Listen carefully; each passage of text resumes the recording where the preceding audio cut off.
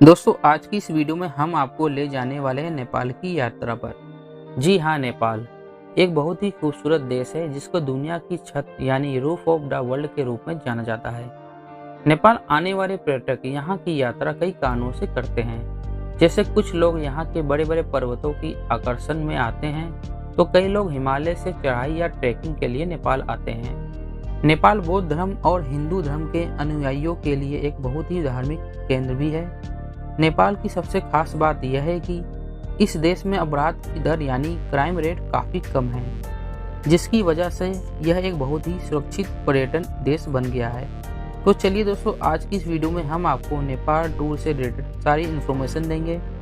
जैसे नेपाल कब जाएं, कैसे जाएं, बस, ट्रेन और फ्लाइट का कितना किराया रहेगा, होटल और फूड का कितना खर्चा होगा, इंडियन करेंसी को नेपाली करेंसी में कैसे कन्वर्ट कराएंगे, पर्सनल बाइक और कार के लिए कैसे परमिट मिलेगी और परमिट का क्या चार्ज पड़ेगा, सिम कार्ड वहां पर कौन सा चलेगा और कौन कौन सी टूरिस्ट प्लेसेस हैं नेपाल में, तो सभी बातें आपको डिटेल में बताई जाएंगी।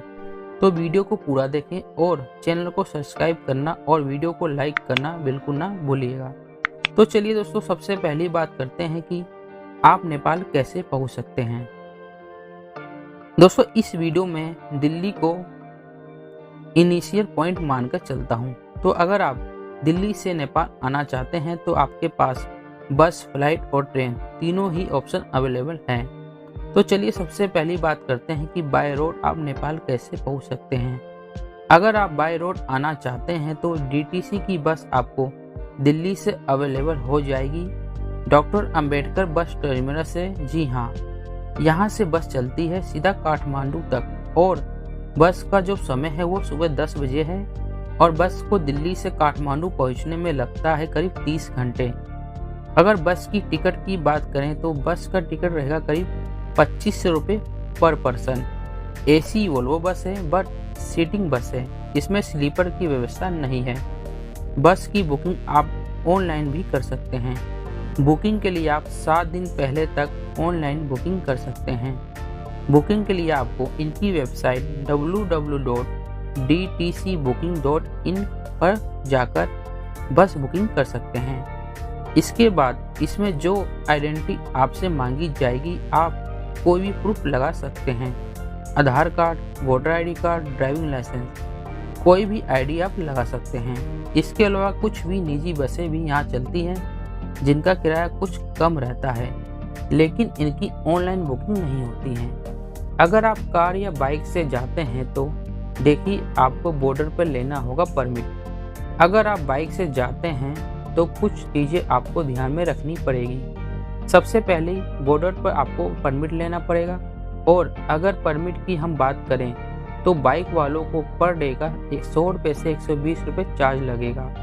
मान लीजिए अगर आप 4 दिन का नेपाल टूर प्लान बना रहे हैं तो आप 1 दिन का एक्स्ट्रा लेकर ही चलिए। आप 5 दिन का परमिट लेकर जाइएगा, क्योंकि कभी कभी ऐसा होता है जो समय हमें दिया जाता है उस समय तक हम वापस नहीं आ पाते। तो यह जो परमिट होता है ये एक तरह से ऐसे काम करता है जैसे वीज़ा या पासपोर्ट काम करता है। नेपाल में पासपोर्ट या वीज़ा की जरूरत नहीं पड़ती है, बट अगर आप नेपाल जाते हैं तो आपको परमिट लेना पड़ता है। अगर आप अपनी पर्सनल गाड़ी से जाते हैं तो 100 रुपये से 120 रुपये लगता है 1 दिन के परमिट के लिए। अगर आप बाइक से जाते हैं तो बट आप 1 दिन का परमिट एक्स्ट्रा लेकर जाइएगा, जिससे आपको कोई भी समस्या ना हो, क्योंकि अगर निर्धारित समय से टाइम ज़्यादा हो जाता है तो 2200 रुपये का चालान देना पड़ सकता है। इसलिए 1 दिन का एक्स्ट्रा परमिट लेकर ही जाइएगा। इसके अलावा अगर आप बाइक से जाते हैं तो बाइक को पूरी तरह से मेंटेन रखिए और बाइक के सारे डॉक्यूमेंट्स आप अपने साथ लेकर जाइए।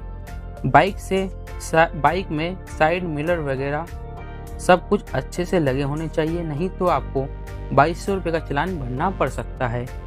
इसके लिए बहुत ज़्यादा स्ट्रिक्ट है नेपाल पुलिस, और स्पेशली जो इंडियंस आते हैं उनके लिए। अगर आप अपनी पर्सनल कार से जाना चाहते हैं तो आपको बॉर्डर पर कार के लिए भी परमिट लेनी होगी और कार के लिए परमिट 400 रुपये पर डे के हिसाब से मिलती है।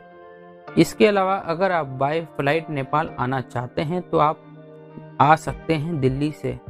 आपको काठमांडू के लिए फ़्लाइट मिल जाएगी जो आपको 1.5 घंटे में काठमांडू पहुंचा देगी। दिल्ली से काठमांडू के लिए फ़्लाइट में इकोनॉमी क्लास का टिकट 6,000 से 8,000 तक का पड़ेगा। इन सब के अलावा अगर आप बाय ट्रेन नेपाल आना चाहते हैं तो यह ऑप्शन भी आपके पास मौजूद है। बाय ट्रेन नेपाल तक आने का सबसे सस्ता और बेस्ट तरीका है। देखिए, अगर आप ट्रेन से नेपाल जाना चाहते हैं तो आपको 2 बॉर्डर मिलते हैं जहां से आप पहुंच सकते हैं।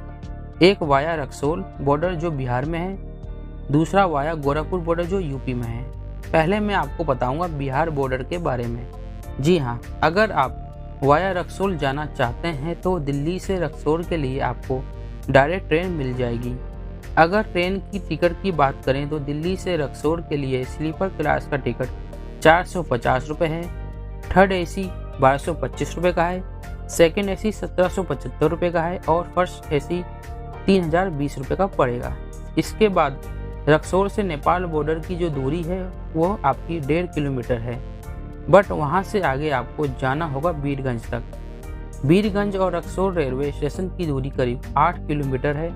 आपको रक्सौल से वीरगंज जाने के लिए स्टेशन के पास आपको ऑटो मिल जाएंगे जो आपको 50 से 100 रुपये में वीरगंज पहुंचा देंगे।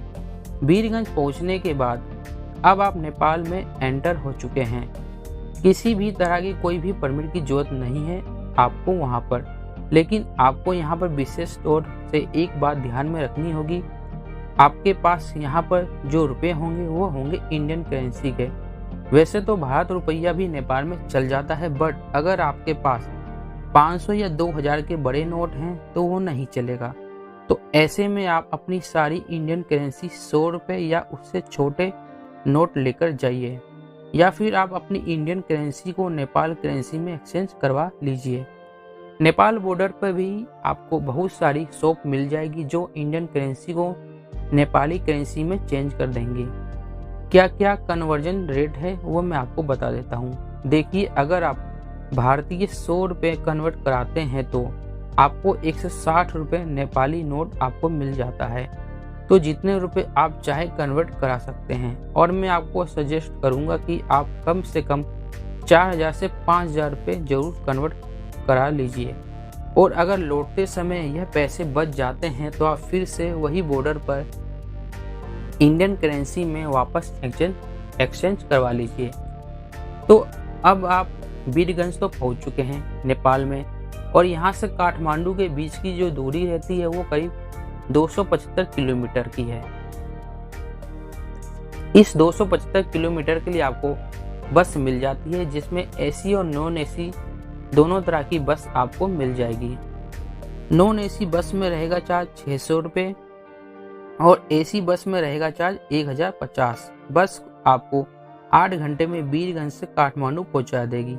ये था तरीका रक्सौल से काठमांडू पहुंचने का। अगर आप गोरखपुर से काठमांडू नेपाल आना चाहते हैं तो आप दिल्ली से गोरखपुर किसी भी ट्रेन से आ सकते हैं। दिल्ली से गोरखपुर के लिए स्लीपर क्लास का टिकट 380 रुपये है, थर्ड एसी का 1040 रुपये है, सेकेंड एसी का 1500 रुपये है और फर्स्ट एसी का 2585 रुपये है। गोरखपुर पहुंचने के बाद आपको जाना होगा सोनाली बॉर्डर, जो नेपाल बॉर्डर कहलाता है। सोनाली बॉर्डर पहुंचने के लिए आपको सबसे पहले जाना होगा नौतनवा। बस से अगर आप जाते हैं तो बस से 120 रुपये में आप नौतनवा पहुंच जाएंगे। 2 से 3 घंटे में नौतनवा पहुंचने के बाद वहां से सोनाली बॉर्डर के डिस्टेंस 7 किलोमीटर है, और आप नौतनवा पहुंचने के बाद सोनाली बॉर्डर बाय टैक्सी 40 से 50 रुपये में पहुंच जाएंगे। बॉर्डर पर पहुंचने के बाद आपको वही सब करना होगा, करेंसी एक्सचेंज। अब आप अपना आधार कार्ड अपने साथ जरूर रखिएगा। उसके बाद सोनाली बॉर्डर से आपको जाना होगा भेड़वा, जो कि नेपाल में पड़ता है, और भेड़वा का डिस्टेंस सोनाली बॉर्डर से 3 किलोमीटर है। भेड़वा से आप काठमांडू जा सकते हैं। वहां से काठमांडू की डिस्टेंस 270 किलोमीटर है, और आपको एसी और नॉन एसी दोनों तरह की बसें यहाँ मिल जाएंगी काठमांडू जाने के लिए। एसी बस का टिकट रहेगा 800 रुपये का और नॉन एसी बस का टिकट रहेगा 500 का। तो ये थे दोनों तरीके नेपाल पहुँचने के ट्रेन के जरिए। मोबाइल नेटवर्क की बात करें तो जैसे ही आप बॉर्डर क्रॉस करेंगे आपका इंडियन सिम कार्ड काम करना बंद कर देगा और आपको वहां पर नेपाल का सिम कार्ड मिल जाएगा 200 रुपये में।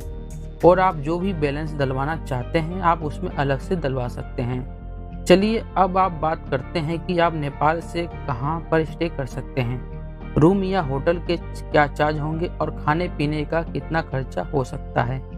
नेपाल में आपको काठमांडू में होटल मिल जाएंगे जहां पर आपको 600 रुपये में से 800 रुपये में एवरेज रूम मिल जाएगा। खाने पीने की बात की जाए तो यहाँ पर जनरल फूड आपको 100 से 150 रुपये थाली मिल जाएगा। फूड के यहाँ पर बहुत से ऑप्शन हैं, आप अपने बजट के हिसाब से खा पी सकते हैं। चलिए अब बात करते हैं आप नेपाल में कहाँ कहाँ घूमने जा सकते हैं और यहाँ पर कौन कौन सी टूरिस्ट प्लेसेस हैं। काठमांडू नेपाल की कल्चर कैपिटल यानी सांस्कृतिक राजधानी है। यहाँ नेपाल की सर्वाधिक जनसंख्या निवास करती है और यह शहर यहाँ आने वाले पर्यटकों को बेहद रोमांचित करता है। यह शहर 1400 मीटर की ऊंचाई पर स्थित है जो पूरे साल यहाँ आने वाले पर्यटकों को आनंदमयी वातावरण प्रदान करता है। काठमांडू शहर अपने मंदिरों और आध्यात्मिकता के साथ एक शांति वाली जगह है। पोखरा नेपाल की सबसे लोकप्रिय पर्यटन स्थलों में से एक है। हिमालय पर्वत की तलहटी में बसा हुआ पोखरा काठमांडू के बाद नेपाल का दूसरा सबसे बड़ा शहर है, जिसे नेपाल की पर्यटन राजधानी यानी टूरिस्ट कैपिटल ऑफ नेपाल के रूप में भी जाना जाता है। यह शहर हिमालय का प्रवेश द्वार है जो यहाँ आने वाले पर्यटकों को अपनी खूबसूरत नज़ारों से रूबरू कराता है। पोखरा शहर गंडकी नदी और इसके सहायक नदियों द्वारा बटा हुआ है जो यहाँ के अनूठे भूगोल में अपना योगदान देता है। नगरकोट नेपाल में सबसे ज़्यादा देखी जाने वाली जगहों में से एक है। हिमालय की गोद में बसा हुआ एक छोटा सा एवं आकर्षक गांव नेपाल के भगतपुर जिले में है। नगरकोट से आप हिमालय के 13 में से 8 पर्वतमालाएं देख सकते हैं। नगरकोट काठमांडू से मात्र 28 किलोमीटर की दूरी पर स्थित है जो यहाँ आने वाले पर्यटकों को हिमालय पर्वतमाला के खूबसूरत दृश्य को दिखाकर आश्चर्यचकित कर देता है।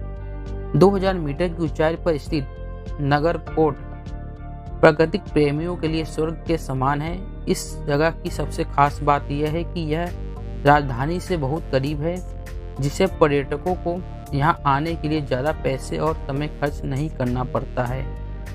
जनकपुर नेपाल का एक बेहद और बहुत ही खास शहर है जो यहाँ के प्रमुख पर्यटन स्थलों में से एक है। जनकपुर भारत की सीमा के करीब स्थित है जो सीता जी का जन्म स्थान और भगवान राम से उनके विवाह का स्थान भी माना जाता है। नेपाल आने वाले पर्यटकों के लिए जनकपुर ही बेहद शानदार जगह है क्योंकि यहाँ कई तालाब है जो यात्रियों को आकर्षित करते हैं। जनकपुर नेपाल के तराई क्षेत्र में स्थित है जो पर्यटकों के साथ साथ तीर्थ यात्रियों के लिए भी एक पसंदीदा जगह है। यह शहर अपने सुखद मौसम, भव्य उत्सव और मंदिरों के लिए आकर्षक वास्तुकला के लिए भी सभी को आनंदित करता है। लुम्बिनी गौतम बुद्ध का जन्म स्थान है। यह जगह भारत की सीमा के करीब रूपन्देही जिले में स्थित है जो बहुत ही शांत और बौद्ध धर्म का प्रमुख तीर्थ स्थल है। लुम्बिनी को यूनेस्को द्वारा विश्व धरोहर स्थलों यानी वर्ल्ड हेरिटेज साइट के रूप में भी शामिल किया गया है।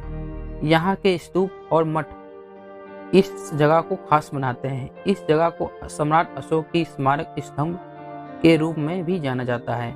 नेपाल की यात्रा करने वाले लोग लुम्बिनी शास्त्रों का अध्ययन, धर्म के बारे में जानने और दिलो दिमाग को तरोताजा करने के लिए भी यहाँ आते हैं। पशुपतिनाथ मंदिर नेपाल के सबसे पवित्र हिंदू मंदिरों में से एक है जो काठमांडू शहर से 3 किलोमीटर दूर पवित्र बागमती नदी के किनारे पर बसा हुआ है। यह मंदिर भगवान शिव को समर्पित है जहां पर हजारों की संख्या में रोज भक्त आते हैं। साल 1979 में पशुपतिनाथ मंदिर को यूनेस्को की विश्व धरोहर स्थलों में भी शामिल किया गया था। इस मंदिर के बारे में कहा जाता है कि इस मंदिर में स्थापित ज्योतिर्लिंग भारत के 12 ज्योतिर्लिंगों में से बना हुआ है। नेपाल में साल 2015 में एक भयंकर भूकंप आया था, जिसकी वजह से इस मंदिर की कुछ बाहरी इमारतें ध्वस्त हो गई थी, लेकिन इस मंदिर का गर्भगृह आज भी सुरक्षित है। तो दोस्तों, ये थी नेपाल टूर के बारे में कंप्लीट जानकारी। अगर आपको वीडियो पसंद आई है तो वीडियो को लाइक करें और चैनल को जरूर सब्सक्राइब करें, जिससे आपको आगे भी ऐसे ही इंफॉर्मेटिव वीडियो देखने को मिलती रहे।